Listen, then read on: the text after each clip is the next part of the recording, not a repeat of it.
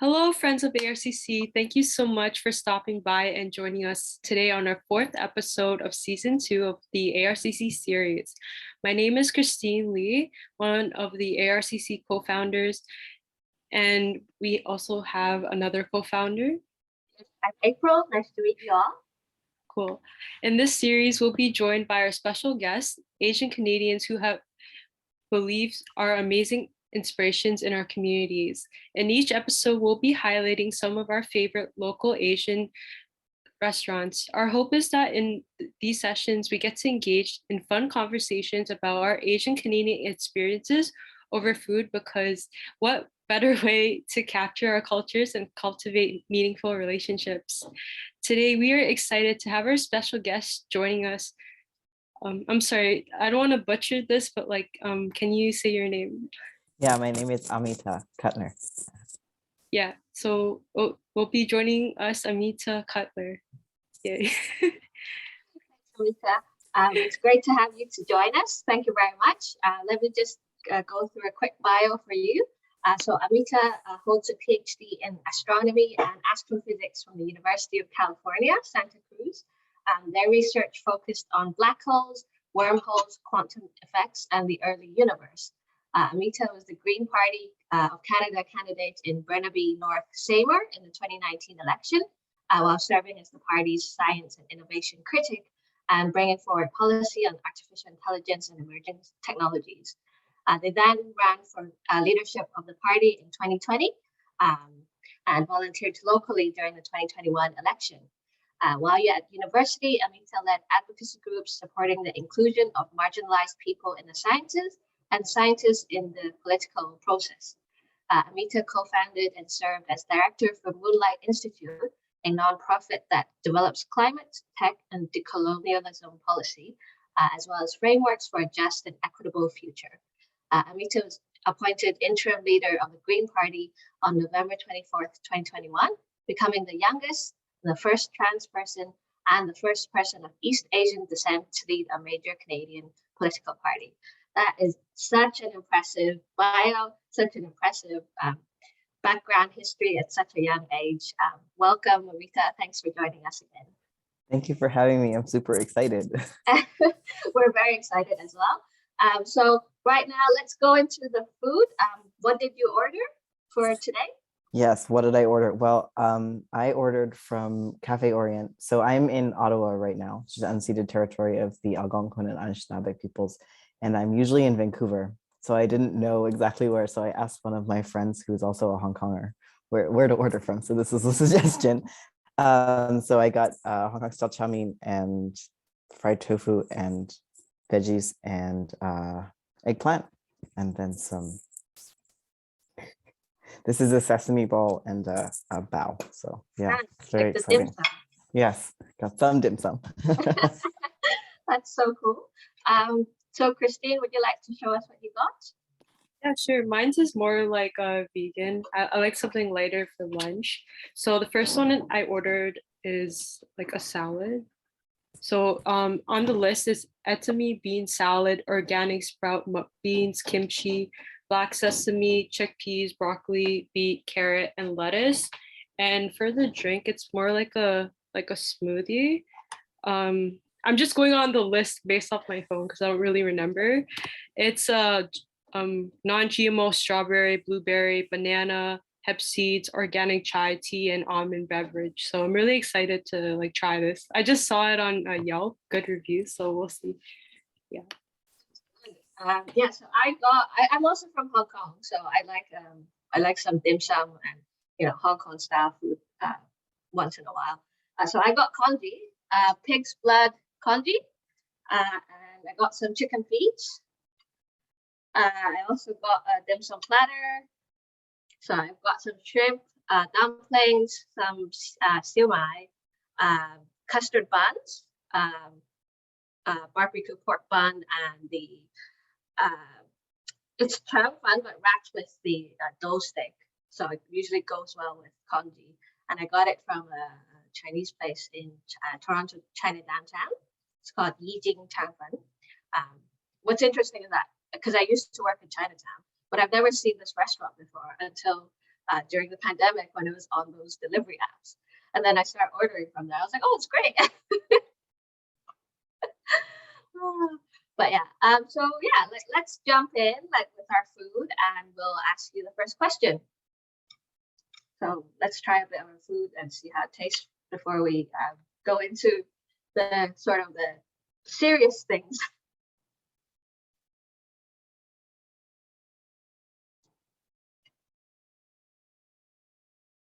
So Amita, our first question is, let's say you've had a rough day at work, and it's dinner time, and you're thinking about the ideal meal that gives you the perfect pick-me-up. What is that meal for you? So that meal is actually pretty similar to this. So I've been vegetarian my whole life. And my favorite place would be to get food from a Buddhist vegetarian restaurant in Vancouver. And my absolutely favorite dish is fried turnip cake with XO sauce, except I have to get it from a vegetarian restaurant or it won't be vegetarian. But that and probably with chow mein and gailan would be my, like, make me feel better and like I'm at home after a tiring day.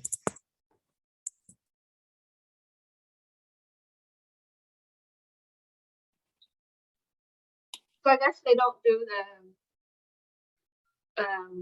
I guess the shrimp and all that in the turnip cake because it's vegetarian. Yeah, usually. So this one has like little mushroom pieces instead of yeah. So that sounds good. Yeah. It's very hard. I mean, in downtown Toronto, there's a few like Buddhist vegetarian places that are pretty good. So, and I have a friend who eats vegetarian on the 1st and the 15th of the lunar calendar. Yeah. But yeah. I always have to avoid the restaurant on the 1st and the 15th so that it's not super crowded. That's fair. That's fair. Yeah, like for me also, like I'm a Buddhist as well. I eat like just tofu, like kind of like a monthly regiment kind of thing. So it's just good for your health in a way, just to keep you like more energized. Like I feel like just meat kind of like it just weighs you down sometimes. So like it's good just to have a balance. Yeah. In the field of astronomy and astrophysics is both intimidating and absolutely fascinating to most people. What sparked your interest in these complex areas of study, and what were the experiences and events that inspired you to take on this as a career? I realized I probably should have mentioned my grandmother's cooking too, because that's probably best, but I can't always get it. Yeah, astronomy and astrophysics is fascinating. It is like a lot of math, a lot of many years of study. So I was in astrophysics for an entire decade to get my PhD. But what originally inspired me was when I was a kid, and sorry, one sec, I'm just eating this.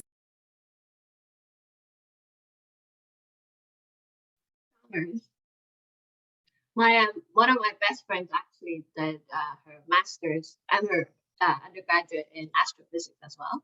So it was quite interesting because I did political science and I can't do math at all. But during exams time, she would ask me to help her do her revision. So she would like give me her notes and ask me to like ask her questions. So then I started to learn a little bit, but I'm still like, oh, this is like crazy, like all the theories. And I still remember like one of the questions was like, how does a star form? And it kind of just blew my mind at that point. Yeah, how am I supposed to answer that one, right?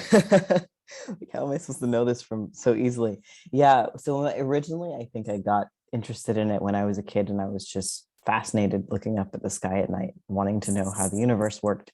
And over the years, I got more and more interested in kind of looking into fundamental physics, really curious about like really underlying nature of the universe and meaning of time, stuff like that.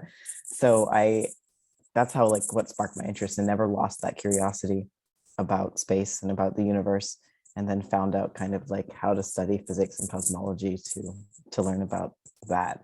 It never stopped being interesting. I think that like learning a lot of the basic physics along the way, I got to know way more than I was expecting. And then you get really into it and you learn about that, learn about like my research ended up being around black holes. So it was, stuff that you never expect to think about, but it was very exciting, though it is not an easy subject. Sure. Yeah, black holes is kind of it's like a black hole to me as well. But yeah. So how do you think your studies sort of like help you with your current role right now? Or do you think they have any, or do you think like you had to like learn a completely new set of skills? I think it's a very transferable set of skills. I think I was a little surprised about that. For one, like after going through the academic world for a long time, politics everywhere is the same. So like academic politics, you're dealing with the university, like fighting for students' rights, very similar. It's like a process. So that was very, very similar, and like working with clubs and stuff like that. All of that is completely applicable, I think, kind of anywhere. But then on the other side, going into like policy work and stuff, having done a lot of research in data analysis and analysis in general was also transferable. So there's a strong similarity between like reading research papers and trying to get the most important things out of it to reading policy papers, reading other research that goes into policy and kind of taking out the most important themes. The big difference is that just like there's a lot less math now. But other than that, it's actually like applicable skill sets. And I think that anyone who's like in the sciences and who are interested in like policy and politics and stuff like that, like you can go into it. The most difficult thing is that I think in sciences, often people don't learn the communication and social skills necessary that you kind of need in politics. But I feel like you can learn it if you practice.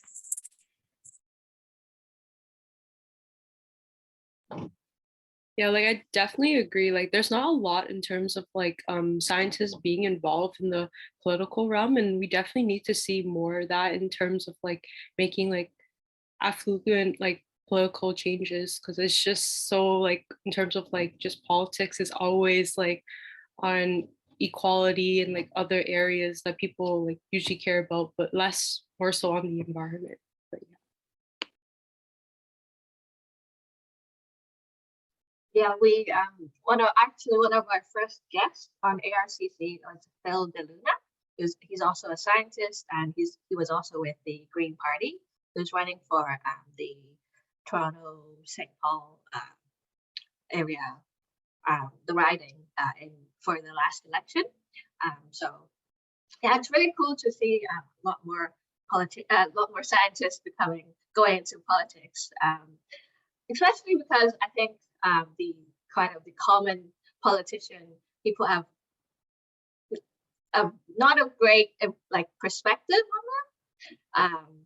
And I think it's good to have people with different types of knowledge be in politics, so we can make like politics more diverse, I think.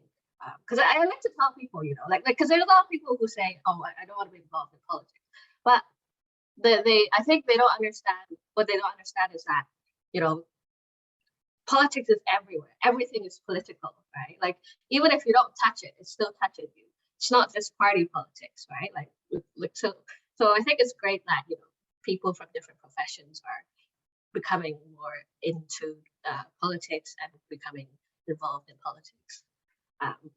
So I have another question. So speaking of politics, right? What does your everyday life looks like now on the job as the interim leader of the Green Party? And did you think it was your calling, or like what made you step up into the role? Yeah, being interim leader is very weird. So I think that being leader of a party in general is probably one of the weirdest jobs that exists out there because of how different every day is and kind of the variety of things, the unpredictability, it's just so different. I would actually say even member of parliament is similar, right? There's an elected representatives. There's a very different sort of day-to-day work. But I will say first that in terms of like why I stepped up and whether I felt called to it, and I ran for the leadership in 2020, so I kind of knew what the job was like, but I wasn't particularly interested in having it permanently anymore. There's other things I kind of prefer to do, and it's a tough job. It's a lot of pressure, lots of stress, lots of public time, and just a lot of work. I've been working kind of nonstop, but you know, I really care about the party, and last year was a tough year for the party, and I wanted to help. And so I felt like I had the right connections, the right skills to support in the moment. So I felt kind of like it would be a good idea and that I could help set up for the next leader and go through this kind of transition and transformation. And people had kind of been hinting at it to me for a few months, like this might be necessary, you should think about it. So by the time it came up, I was like, yeah, I'll apply, see what happens. And then I got here. But starting as interim leader, because there's like no election or anything, it's very sudden. You're just kind of doing your regular stuff, and then suddenly you're like in this, and this is, you don't have any preparation. So that was kind of funny. But my day-to-day life now is like every day is completely different. So it's meetings here and there, sometimes press availabilities. I'm going on a tour across the country and doing town halls. And so sometimes traveling, and there's, when the house is sitting, I meet with caucus a couple times a week, and lots of emails, correspondence, communications.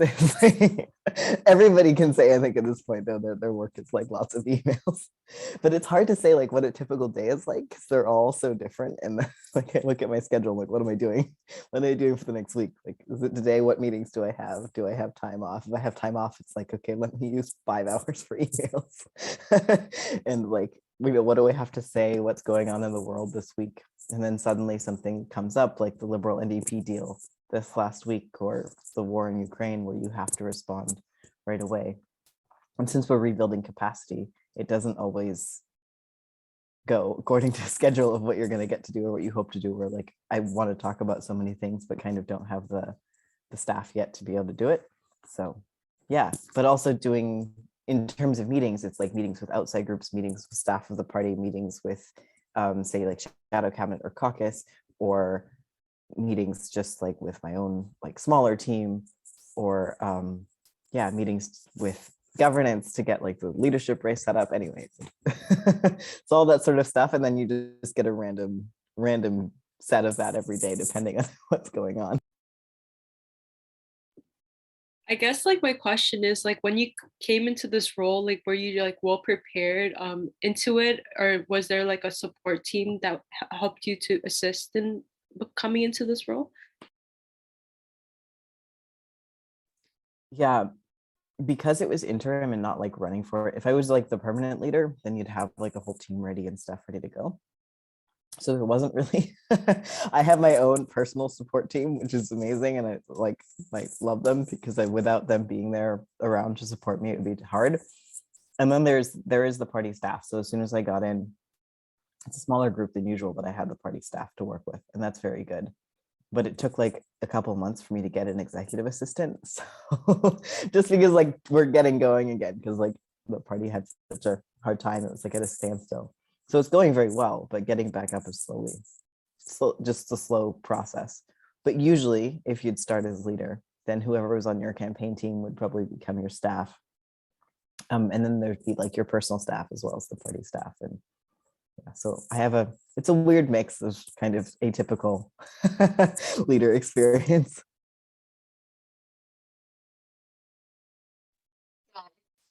It's quite interesting as well, because I was volunteering for the Green Party during the election as well, and then all the news came out, and then people were asking me, oh, so who's running the Green Party now? Like once the previous leader left, and I was like, I have no idea. I don't know how this works actually. I'm like, who, are they gonna choose another one? And then suddenly came out, oh, there's an interim leader, and I was like, oh, how does the interim leader get chosen? Is it like possible to tell us and our audience, or yeah? Yeah, so interim leaders are usually, and it depends on like the size of the party, because so like interim leader for the Conservative Party is a member of caucus, obviously needs to be somebody who's elected. but we have 2 MPs, so. But it's basically an appointment by either your caucus, or in our case, it's an appointment by our governance body. And they pick somebody they feel like is going to do a reasonable job. So last time when Elizabeth May stepped down, everybody agreed that the interim leader was going to be one of the deputy leaders, who was Joanna Roberts, and she'd been there. She'd run number time, she'd been there, everybody knows her, works like that. So this time it's like, okay, who you pick? And they ended up actually basically putting out a job application. So I submitted a job application. It's very funny. Like, I don't think that's a typical process, but I get it, because then you're finding out like who in your membership has the expertise, because there weren't any deputy leaders at the time.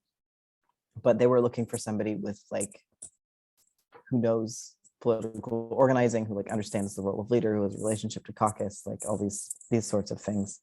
So you're gonna get like narrow field of people who have the skills necessary, but yeah, it was actually a job application, which is very funny. But usually it's like, okay, who's appropriate for this? Who can help set up a leadership race? Who knows how to carry on the work with caucus? Who kind of understands basic political organizing across the country? Hopefully have some French skills. And yeah, kind of would. And I think extra, because of what had happened, they added to my mandate that like I should help rebuild the party. So usually in interim leaders, like you just do your basic keeping the ship afloat and putting on a leadership race. But this one they added like help with the healing process of it and the rebuilding. So I think it's a slightly different interim leader process. But yeah, it was very weird to submit a job application to lead a party. You have to give like a one-page CV or your full CV. Yeah, I submitted my CV. I actually like might have gone overboard a bit. I wrote like a really long application, submitted a lot of references. I was like, here, if you have any doubt that I know how to do this, here you go.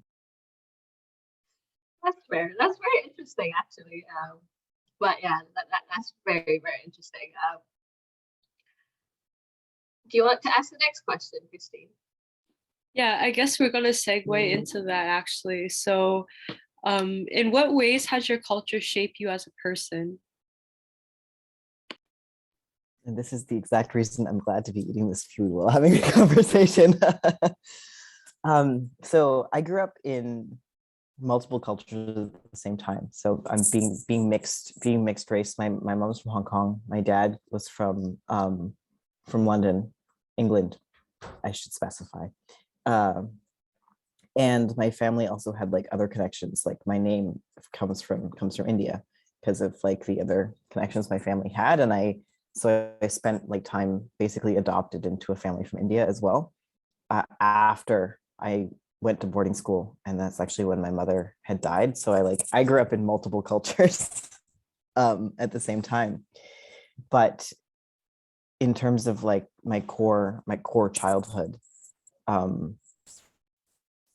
it's a lot of different things, right? And I think that it's so hard to define really how culture influences you. But I think that there's so much that like that came actually from the clash of cultures more than the individual culture itself, because there was this element of not fully belonging to anything at the same time as like learning cultural customs and the differences of different things. And so I think that like a lot of what I got from my mother's culture was really around family and the way that we would be with each other and celebrate with each other. And like, but beyond that, I think that there was so much extra in the dynamic because of watching like my dad not understand and vice versa, like that like cultural thing that was interesting. And then of course my dad really also having a culture that was different from the backdrop here in Canada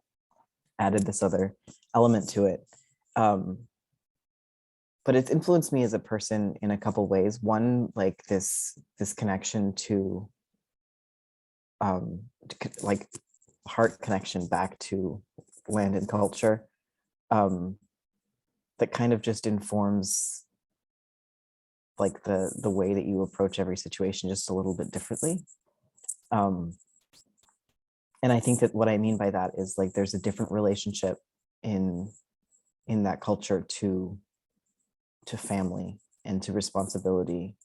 And so those are like probably the biggest elements for me, other than other things around like gratitude, generosity, approaches even to like to health and caring for, like I can always hear my grandmother telling me like all the time, like you need to eat this or you shouldn't eat this, like no matter what's going on.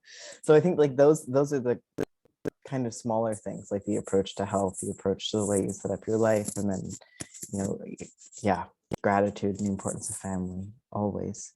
But yeah, I think that on top of that, it was totally the culture clash element that actually formed my relationship to culture itself, and the importance it is of having connection to that. Because I think that so much of discourse in Canada about identity, people, and especially I would say around Indigenous rights and connection to land, is that there is this, understanding of being settler. And then the white settler culture is very sometimes connected to some homeland, but sometimes very much not. And so I think having that piece of kind of knowing your cultural heritage is really, really, really important. And it's not just like, the pieces that I carry with me that kind of make me who I am and how I approach every situation. And I think even like the attitude I start with, like having conversations, comes from that. But yeah, just that perspective that it gave me on what it means to be Canadian, what it means for the mix of cultures to exist, but then also the importance of understanding my responsibility as a settler, basically. Yeah, that's very interesting. And yeah, it's very that you've got a very diverse background. And I think it really, Canada likes to say they're very multicultural, right? So I think it really fits sort of the Canadian landscape. For me, I'm from Hong Kong. Both my parents are from Hong Kong, but I moved to Canada when I was 6. And then then we went back to Hong Kong when I was 10. So I think for me, I also have a bit of confused identity sometimes, especially when I was younger, because I always thought that I was Canadian up until the end of my high school, because I did my high school in Hong Kong. And then up until the end of high school in Hong Kong, I felt like I spent most of my life in Hong Kong already. So then I became more attached to my Hong Kong identity. And then I went to school, I went to university in the UK. And all of a sudden, like, there was another like identity shift, because it's very funny because Hong Kong used to be British, but when you go to Britain, people kind of were like, oh, so you're Chinese. And it's not something, it's a very complicated issue, right? The whole Chinese identity. I can't deny that I'm not Chinese, because I am, but there's always part of me that's like, I'm from Hong Kong, which is different from China. And so there's that like sort of like a third kind of layer to being like a bit confused, like not confused, but it's always like I have to explain myself. And then I came back to Canada because I was like, well, I have a Canadian passport, but I don't really feel Canadian at that point. But I was like, I want to see what it's like, because I was here for 4 years in my childhood, and I want to see what it's like. So I came back here, and then it's a different way to explain to other people, because I developed a sort of a British accent at that point. And then people started asking me different questions. So I thought it was very interesting to see like people how they feel their identities, especially like people who are diaspora or who have different like a mixed background. Yeah, I would say that like, as my mother's family left Hong Kong when it was still separate. So like their identity is very much like, no, we're not. We'll say we're Chinese because people don't know what you're talking about otherwise. But otherwise, like, do not associate with being Chinese, but really saying like, no, we're from Hong Kong. And I grew up with that, but I think, yeah, I also had the experience of like feeling like I was a little bit of out of place, but like I was just like, I'm Canadian when I was a kid. But then as I got older, people were just like, but you're not. Like, but I am, because I was born here, right? But because there's this still the assumption kind of like of whiteness being kind of standard, then I was like always othered. And I'm like, okay, so this is going to be, there's like my own relationship to culture and all of that and my identity. And then there's like other people's views of me and everything that like where they put me and like how important it is for people. And it's like totally elements of racism that have come up too, especially during the pandemic, of like this othering of people, which is a huge thing, of course. But I don't think it's like, it's hard to explain to people how consistent that comes into like daily life, is that people actually have this idea of, sure, we're multicultural, but the fact that people are seriously approached differently based on how people read you, and like that we're not necessarily getting away from that. And when I was a kid, like I think that I was brought up being told like it won't matter, right? Like it doesn't matter what your race is, it doesn't matter what your identity is, you're you and you get to have your pieces. But yeah, that was interesting to me to learn as I got older. This might be a bit of a delicate question, so feel free to say, like, feel free to not answer it or just, you know, skip over it. But I do want to know how, you know, based, because you're, you know, East Asian, now you're the first, you know, leader of a person of East Asian heritage. Like, how is it in the party? Like, or you mean like when you're talking to, like, you know, in your job, when you're talking to other people, other politicians, or with the caucuses? Yeah, feel free to, you know, skip. We can cut this part out as well. I can answer it, and I will say that like I've also been doing a lot of like work with my family because my dad is like so white. So I've had to work through like a lot of the like issues within family and within family dynamics, and like getting to know my family from Hong Kong better, and like their experiences with colonialism basically, and my own relationship to it because of that. So there's that that I think I've also been working through, that's like threaded into all of it. And totally like where I am on that journey, and why I mention it is because it relates to how I show up and how I interact with people. Because having kind of connected and learned more and gone in depth in figuring out that experience, I don't approach it the same way as I did when I was younger, when I was just like, why? You know, I'm not going to bother dealing with this, or I didn't know what there to deal with, but that at that point. But it's been interesting because like over the years, when I first showed up at the party, it was like I remember showing up to a meeting and I was the only non-white person there. And at that point, it's very obvious. And I, of course, was in academia and physics as well, which is also a very white and very like male, cis male like place. So it was familiar to some extent. So I also know like, oh, is this a space of only white people that I can be comfortable in because it's okay? Or is this a space of only white people that I'm gonna be uncomfortable in? And what I found was there was a bit of both. So there were a lot of microaggressions from certain people. And then for other groups in the party, there was just none of it. They were great, no issues. And so my general reflection on that is politics in general. I've had a bunch of discriminatory experiences because they just are for all sorts of things. But I haven't found that they're actually particularly more prevalent in the party or outside, because they're all like colonial structures. And people just don't know what they're doing in terms of interacting with people in a kind of respectful way. So it's kind of about training people and helping them learn. And at least like I think in the Green Party, we've had issues with it for sure. And like the Green Party comes from the kind of white environmentalist movement a lot of the time. That's where it was founded. But like we see as the Green Parties progress across the planet in a lot of different places, they get way more diverse and kind of morph over time. And so I found in the party at least a very strong desire to do the work, which is what I'm excited about, is that like, yeah, we have colonial structures that are like, white supremacist backdrop of the entire country. So like, this is what you're working with. And then we kind of build from there, I guess.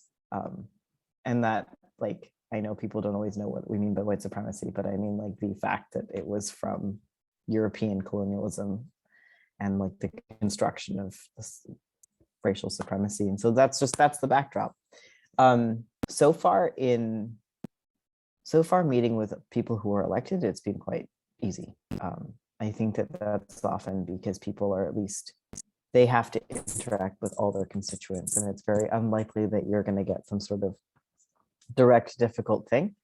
But yeah, organizing in politics at all, I think you're going to have to be dealing with stuff and racism, and it's about getting together with groups of people that you can work on it together.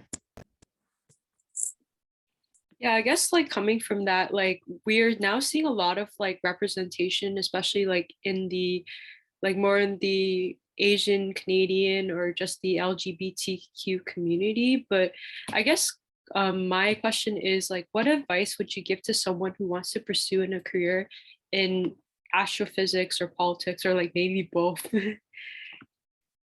I would always suggest both. It's great doing both. So I think that my suggestions or my advice would be a bit different. So with astrophysics, for sure, like it's amazing. And I would say that don't buy into any of the like genius culture mindset things there that tell you you can't do it. It's all something you can learn if you find like the right teachers and kind of, you know, figure it out, and just know that it's all something you can figure out. So that, and also, you know, only study it if it's something you actually love, because like going through the academic world can be tough, and it is like an absolutely beautiful subject, but it's not worth going through all of the education for it unless you really just want to do it for its own sake. But it is like it's a really cool subject and fun. And yeah, don't think that you're incapable of learning it, I suppose, would be the thing for that. For politics, it is amazing because you can have so much impact, and you know, it's great practice organizing no matter what. And I would say no matter who you are, why you're trying to go into politics, I get a community around you to support you as a human trying to go through the political system. It's just, it can be rough. So but it's just because of the nature of the space. But I think like if you have your support network and you have your community, it will just be fulfilling kind of no matter what. Really, really good advice. I almost got into academia as well. I did a master's in political science. I was going to go into political philosophy, which I'm not sure if you know, but it's also very white and very cis male dominated. So I thought about it, and I was like, I'm already not a male, and I'm not white. I'm like, this is going to be very hard to break into. And then I thought about doing something else. And luckily, you know, I decided to take a year off after my master's, and I was like, maybe I should try to make some money before going into academia. So now I'm out of academia for now. But I also I think it's also very important to have a community to support you whilst you're, you know, pursuing your PhD, whilst you're pursuing, you know, an academia role as well, because I think there's a portion of people going to their PhD who don't understand that it's not actually your work. Like, your work is very important, obviously, but if you wanted to support yourself in academia or go anywhere, it's actually the network. It's like, it's always who you know and not what you know, right? That gets you places. So I think that's like the one point. If you want to be a successful academic, like that's the one thing you have in common with being a successful politician, right? You have a good network and you have good communication skills. You know what to offer people to let them, you know, to help them work with you or, you know, get you where you are. So I think that's quite interesting as well.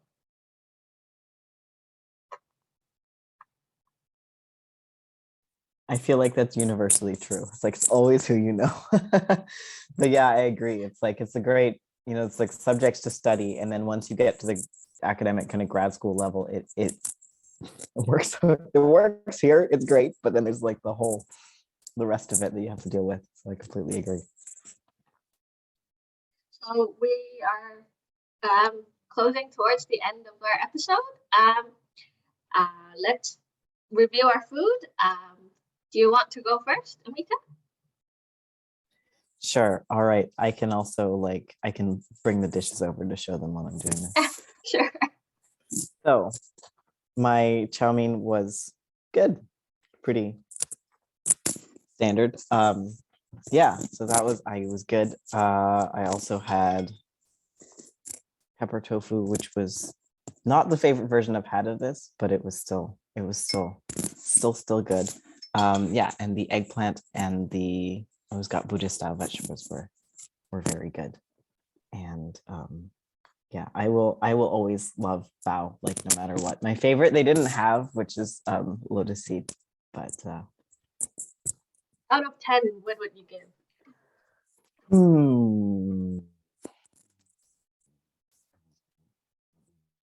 7, I think. Yeah. That's fair. That's fair. That's a pretty decent rating.